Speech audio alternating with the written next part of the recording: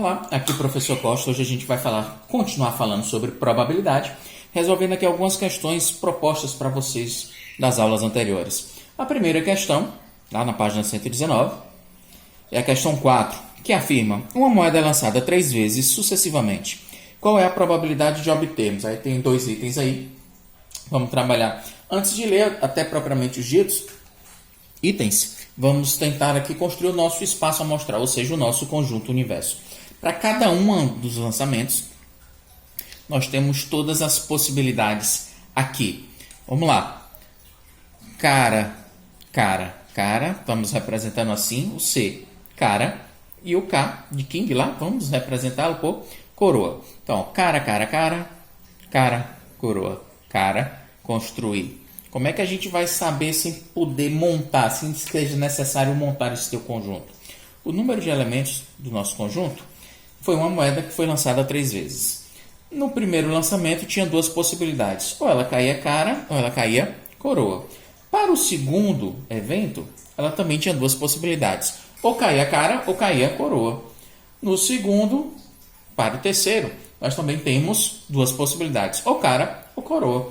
O produto das possibilidades individuais de cada um dos eventos vai me dar um total de elementos. 2 vezes 2 dá 4, vezes 2 dá 8. Dá um total de 8 elementos no meu conjunto universo. Construir o meu conjunto universo vai ser interessante, vai facilitar para a gente, porque a gente pode fazer perguntas observando o nosso conjunto universo. Então, certo? Aconselho que façam, certo? Sempre que for assim pequeno, dá para a gente fazer, vai perder um pouquinho de tempo ali, mas é possível, vai facilitar a nossa vida mais na frente. Então, uma vez construído o meu conjunto universo, a pergunta do item A. Quero que você me dê a probabilidade de observarmos exatamente uma cara. Onde é que eu tenho, dentro do meu conjunto aqui, exatamente uma cara? Aqui eu tenho uma cara? Não, aqui eu tenho 3. Não serve para a gente. Aqui eu tenho uma cara? Não, aqui eu tenho 2.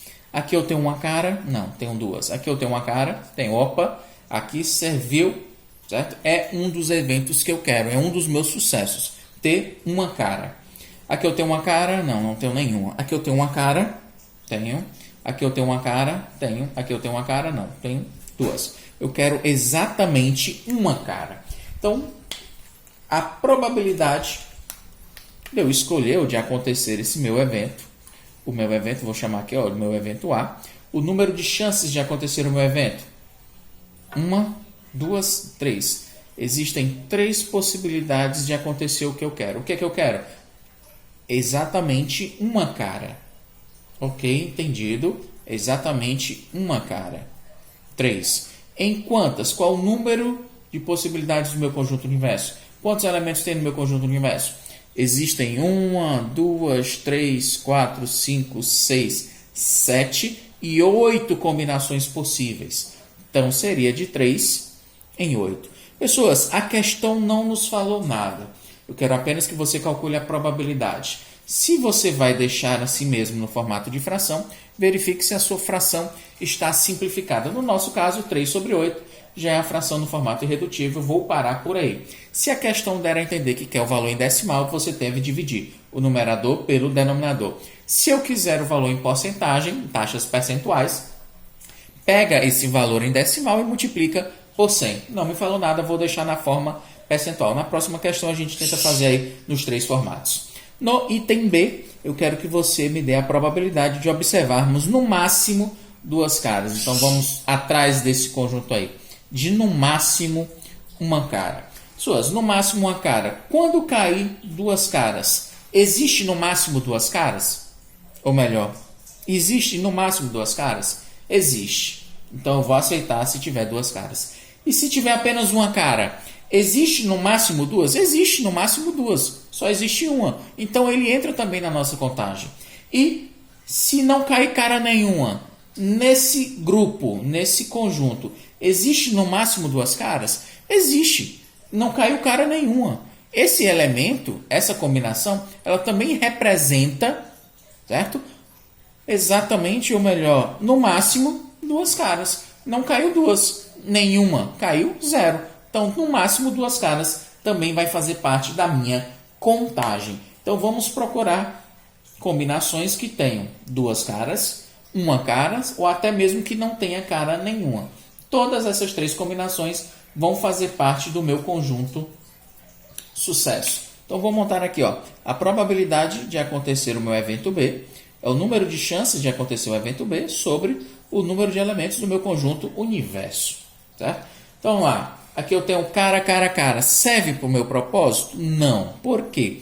Eu quero no máximo duas caras. Aqui eu tenho três, então no máximo duas. Extrapolou, não serve ao meu propósito. Aqui eu tenho no máximo duas caras? Tem. Exatamente duas caras. Então ele entra no meu conjunto. Uma possibilidade. Aqui eu tenho no máximo duas caras? Tem sim, no máximo duas caras. Aqui eu tenho no máximo duas caras? Exatamente, ó.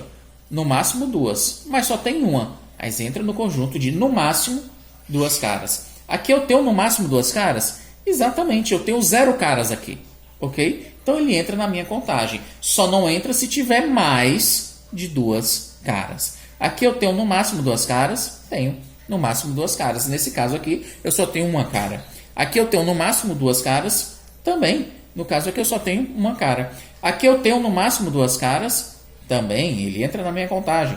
Eu só tenho duas caras. Então no máximo duas entra no meu conjunto. Só não vai entrar no meu conjunto se for mais de duas caras. Se for menos de duas caras ou exatamente duas caras, entra na minha contagem de no máximo duas caras. Então, ó, todos os elementos entraram no meu conjunto, exceto o primeiro que tem mais de duas caras. Então, ó, o número de elementos do meu conjunto B são 7 possibilidades.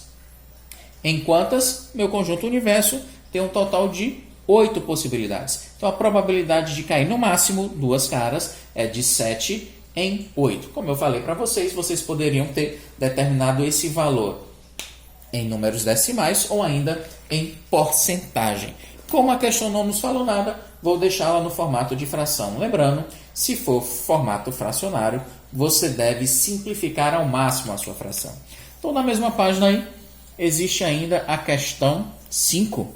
É a continuação dessa questão. Então, pessoas, vocês observaram que aqui as operações para você trabalhar com probabilidade são simples. No máximo, uma adição, uma multiplicação, alguma divisão. O que vai dificultar mesmo aí trabalhar com probabilidade vai ser a interpretação dos problemas. Às vezes se torna complicado entender o que a questão está pedindo. Então lá, questão 5. Observe no desenho e determine qual a probabilidade de retirarmos nessa sacola um quadrado. Então, quero a probabilidade de retirar um quadrado. Qual é essa probabilidade? Primeiro de tudo, número de elementos de quadrados que eu tenho. Quantos quadrados eu tenho dentro dessa sacola? Você vai lá e faz a contagem. 1, 2, 3, 4, 5, 6, 7. Existem 7 quadrados. Certo? E quantos elementos existem na sacola? Ou seja, quantos elementos tem no meu conjunto universo? Quantos elementos existem no meu espaço amostral? Então você vai lá. 1, 2, 3, 4, 5, 6, 7, 8, 9, 10, 11, 12, 13, 14, 15. Existem 15 elementos na minha sacola. Portanto, aí 15 elementos no meu conjunto universo. A probabilidade, vamos botar aqui, ó. A probabilidade, vamos escrevê-la completa. A probabilidade de acontecer um quadrado, de eu retirar da sacola um quadrado, é número de chances de acontecer quadrado, que são 7, sobre o número de elementos do meu conjunto universo, que seria 15. A minha fração aí seria de 7 em 15. Dá para simplificar? Não. Então, já que 7 é um número primo, só é possível dividir por 7. 15 não divide 7, parou por aí. Essa seria a minha probabilidade no formato fracionário. A probabilidade de retirar um quadrado seria de 7 em 15. Mas se eu quiser esse valor em taxas percentuais, como é que a gente calcularia? Só dividir o 7 por 15. Que número multiplicado por 15 dá igual a 7, ou mais próximo disso? Se eu colocar 1, já passa de 7, então tem que ser o 0. 0 vezes 15 é 0. 7 menos 0 é 7. Desce o 0 das casas decimais, acrescento a vírgula. 70 dividido por 15 vai dar 4. 4 vezes 5 dá 60. Exato, 60. 70 menos 70 dá 10. Desce o 0 das casas decimais. Fica 100 dividido por 15 dá 6. 6 vezes 5 dá 30. Vai 3. 6 vezes 1, 6. Mais 3, 9. Fica 90. Então, ó, 100 menos 90 vai sobrar 10. Desce o 0. 100 dividido por 15 vai dar 6 de novo. Vai dar 0. 90.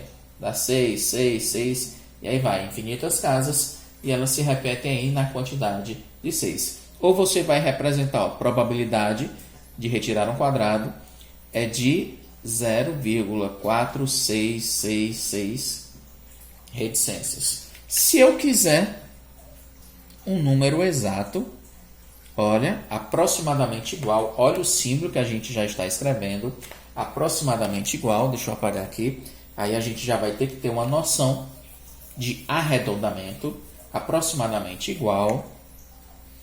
Como eu quero duas casas depois da vírgula, não tinha falado isso para vocês, mas sempre nosso arredondamento para duas casas após a vírgula. Então a gente precisa conhecer no máximo a terceira casa.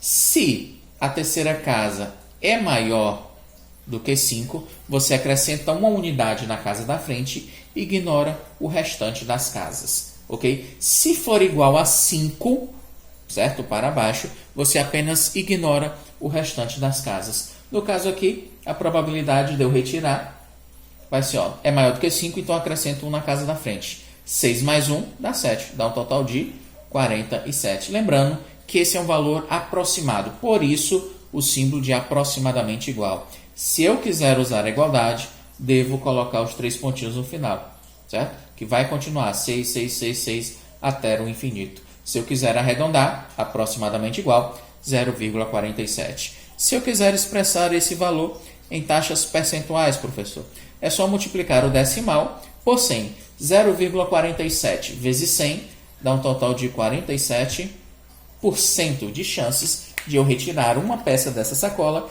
e retirar um quadrado. Então você tem o formato fracionário, o formato decimal, certo? Aqui seria o formato decimal arredondado e o formato de taxa percentual. Então, galera, obrigado pela atenção e até a próxima. Valeu!